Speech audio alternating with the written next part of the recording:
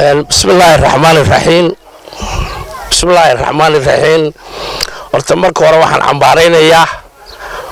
oo si adag u cambaareynayaa xaliga lagula kacay xalayto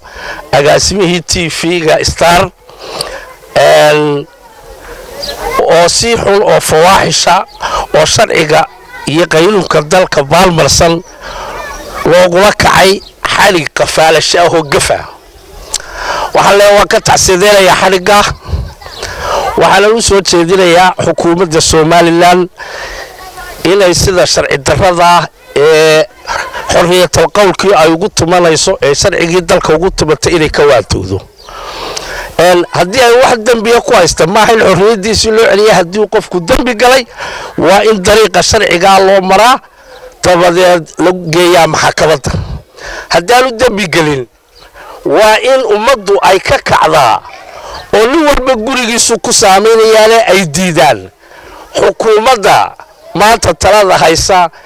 ee dalka sharcigiisa iyo nidaamkiisa ku tumatay haddii kale qof waliba u diyaar garoobay inay ogaanayso agaasimuhu wuxuu ku xiran yahay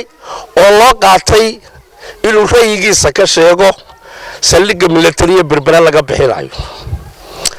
amba haddii uu yidhi berberi hiil bay u baahan tahay waa runtii waa ku raacsanay berberi hiil bay u baahan tahay Soomaaliland bay uga baahan tahay saldhigguna wuxuu saameynayaa dadka reer Soomaaliland oo dhan waa ka soo horjeednaa waa diidan lahay waxaana loo maray dariiq aan sharciga waafaqsanayn fadhigii labada golo wuxuu ahaa khalad sharciga ma waafaqsanayn qaabkii loo maamulayna wuxuu ahaa khalad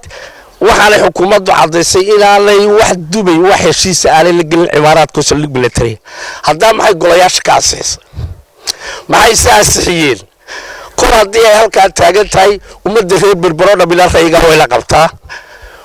run ahaantii waxaan leeyahay waa ka tacsiideynaya xaliga waxaana lagu oran lahaa waa in gobolada Soomaaliland laga diyaariyaa mudaharaad salmiya